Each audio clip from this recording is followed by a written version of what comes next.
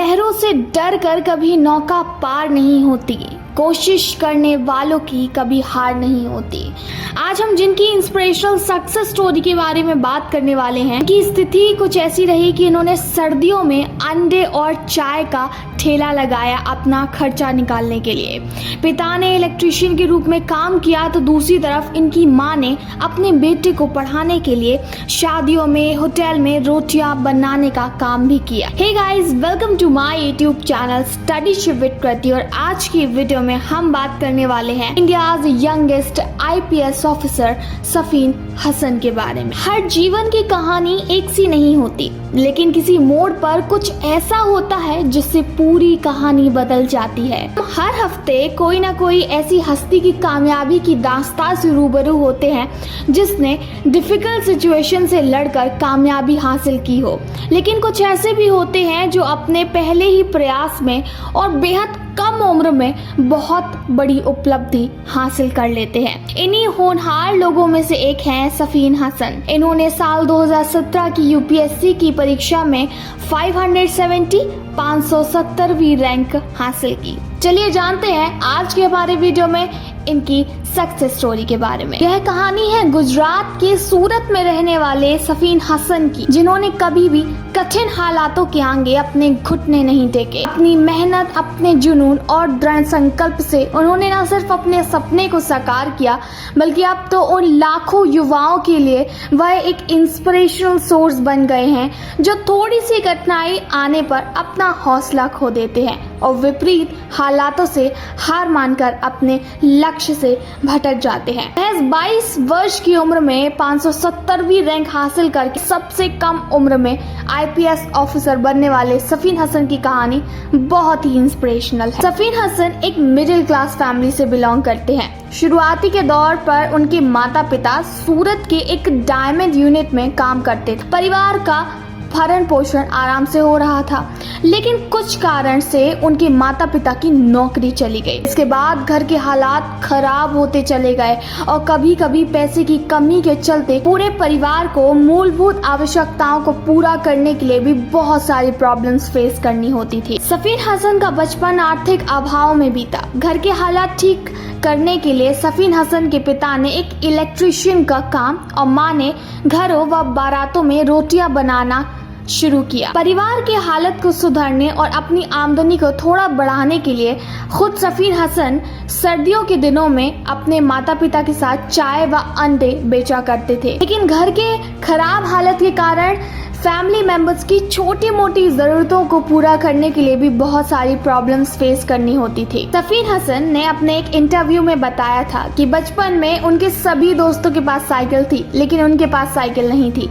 जिससे उन्हें बहुत बुरा लगता था।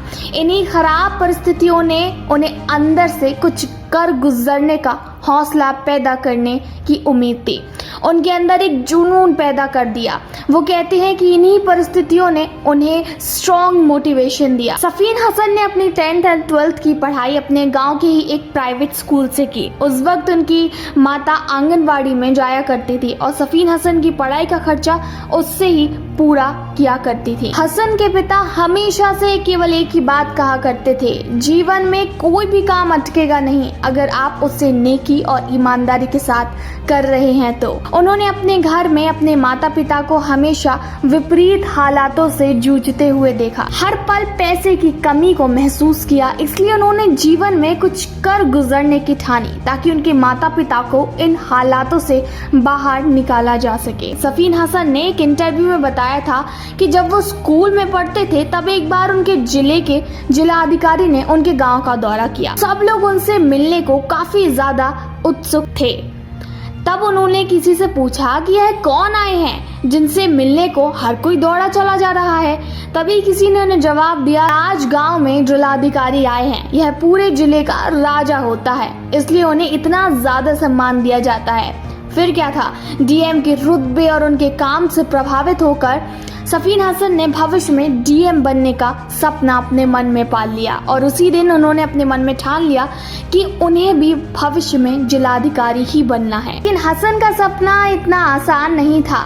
उनके सामने कई चुनौतियां आई, लेकिन कहते हैं ना, बड़े बड़े लोगों के साथ छोटी छोटी बातें तो होती रहती हैं।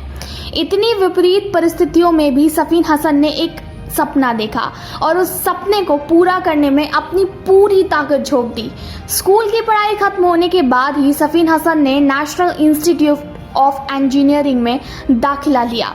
12वीं की पढ़ाई के बाद सफीन हसन दिल्ली आए और खुद से वादा किया कि वो फर्स्ट अटेम्प्ट में ही सिविल सर्विसेज की परीक्षा क्लियर कर लेंगे। दोस्तों, बारिश के दौरान सारे पक्षी आश्रय की तलाश करते हैं, लेकिन बाज बादलों के ऊपर उड़कर बारिश को ही अवॉइड कर देता है।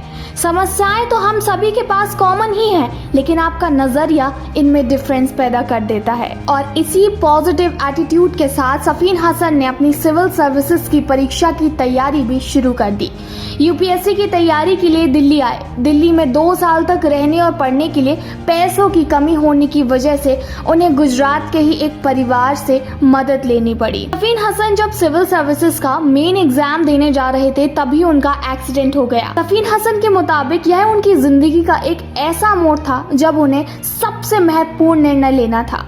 उनके सिर पे काफी चोट आई थी, जहां से खून बह रहा था और उनके बाएं हाथ की हड्डी भी टूट चुकी थी, लेकिन उनका हौसला बुलंद था। उन्होंने देखा कि उनका दाहिना हाथ सही है, इसलिए वो एक्सीडेंट के बाद अस्पताल या घर जाने के बजाय अपने सिर में कपड़ा बांधकर मेन एग्जाम्स देने चले गए। उसके बाद डॉक्टर ने उन्हें 1.5 महीने के आराम के लिए कहा। ठीक होने के बाद वो फिर से अपने लक्ष्य में पूरा करने में जुट गए, लेकिन इंटरव्यू से पहले बीमारी के चलते फिर उन्हें अस्पताल में भर्ती होना पड़ा। इसके बाद भी उन्होंने इंटरव्यू दिया और इंटरव्यू में उस ईयर उन्होंने 2nd हाईएस्ट मार्क्स प्राप्त किए थे। दोस्तों, सफीन हसन जैसे युवा इस देश के लाखों नौजवानों के लिए एक इंस्पिरेशन है। उनकी जिंदगी, उनका संघर्ष, लक्ष्य को पूरा करने के लिए उनके जुनून ने ही उन्हें गुजरात का सबसे कम उम्र का आईपीएस ऑफिसर बना दिया। सफीन हसन से जब एक इंटरव्यू में पूछा गया कि अगर वो अपनी जिंदगी में कुछ बदलना चाहेंगे तो वो क्या होगा, उन्होंने जवाब दिया, कुछ नहीं, क्योंकि उन्हीं हालातों की वजह से तो मैं आज यहाँ हूँ। उन्होंने ही तो मुझे यहाँ पहुँचने की प्रेरणा दी। सफीन हसन कहते हैं, आचार्य चाणक्य एक सीख हम सबको देते हैं। जब धनानंद की बेटी से चंद्रगुप्त को प्यार हो गया था, तब ये बात आचार्य चाणक्य को पता चली, तो उन्होंने चंद्रगुप्त को उससे दूर रहने को कहा। तब चंद्रगुप्त ने आचार्य से पूछा कि आचार्य, अगर भारत का सम्राट बनने के लिए इतना त्याग ना देना होता तो? आचार्य ने कहा, अगर यह बिना त्याग के ऐसे ही मिल जाता तो कोई भी भारत का सम्राट ना बन जाता। सफीन हसन कहते हैं कि ऐसे ही अगर बिना किसी मेहनत व त्याग तपस्या के आईएएस आईपीएस बन जाते तो आप और हम सभी आईएएस आईपीएस ही होते। सफीन हसन जैसे युवाओं को सलाम है, जिन्होंने अपनी मेहनत व लगन से सिद्ध कर दिया कि दुनिया में कुछ भी असंभव नहीं है। दोस्तों, अंत में मैं आपसे केवल इतना कहना चाहूंगी, You cannot cross the sea barely by standing and staring at the water। यह एक प्रसिद्ध कथन रविंद्रनाथ टैगोर के नाटक the king of dark chamber से है। इसका मतलब है कि कोई भी व्यक्ति केवल खड़ी रहकर और पानी को घूर कर नदी पार नहीं कर सकता। इसी तरह कोई भी सिविल सर्विसेज की सपने देखकर और सफलताओं की मात्र कहानी सुनकर और पढ़कर इसे उत्तीर्ण नहीं कर सकता। व्यक्ति को कदम उठाना होगा और आगे बढ़ना होगा। कई बार हो सकता है कि बहुत सारी प्रॉब्लम्स और फेलियर्स के चलते आपका आपके गोल के साथ कनेक्शन टूटने लगता है। तब तक हार मत मानो, बल्कि खुद को रिफ्रेश करो और अपने गोल के साथ खुद को दोबारा रिकनेक्ट करने की कोशिश कीजिए। तब जिंदगी की पिक्चर एक बार फिर से क्लियर होगी और स्मूथ चलने लगेगी। क्योंकि दोस्तों, याद रखिए, दुनिया की किसी भी ताकत में इतना दम नहीं है कि वह आपको हरा सके। आप तभी हारेंगे जब आप हार मान लेंगे, और आप तब तक हार नहीं मानेंगे जब तक आप मैदान में डटे रहेंगे। तब तक आपके विजेता बनने की 100% चांसेस बने रहेंगे। आज अंधेरा है, हो सकता है कल यह अंधेरा और भी गहरा हो जाए, लेकिन यह विश्वास कीजिए, परसों उजाला जरूर होगा और तब यह अंधेरा दूर भाग जाएगा। अंतिम सांस तक लड़ते रहो। पता नहीं कब वो पल आ जाए जिससे आपको बरसों से इंतजार था। पता नहीं कब वो दिन आ जाए जब आप विनर बन जाए। लगे रहो मेरे भाई, वो सफलता का दिन एक दिन जरूर आएगा। क्योंकि ये तो आपने सुना ही होगा, लहरों से डर कर नौका पार नहीं होती और कोशिश करने वालों की कभी हार नहीं होती। So never give up, never quit.